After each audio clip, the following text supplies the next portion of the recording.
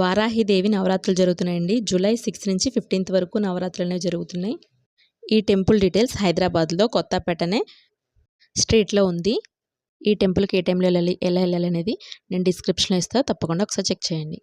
మధ్యకాలంలో పవన్ కళ్యాణ్ గారు కూడా ఈ మాల వేసుకున్నారు వారాహిదేవిది. చాలా బాగుందండి టెంపుల్ అయితే. ఈ నవరాత్రుల టైంలో ఈ టెంపుల్కి వెళ్ళి తీరని కోరికలు ఏమైనా కోరుకుంటే తప్పకుండా నెరవేరుతాయని ఇక్కడ భక్తులందరూ నమ్ముతారు. మార్నింగ్ 6 నుంచి ఆఫ్టర్నూన్ 12:30 వరకు ఓపెన్ ఉంటుంది. ఈవినింగ్ 3 నుంచి 8 వరకు ఓపెన్ ఉంటుంది టెంపుల్. తప్పకుండా దగ్గరలో ఉన్న అందరూ విజిట్ చేయండి. ప్రసాద పులిహార చాలా బాగుంటుంది కదండి.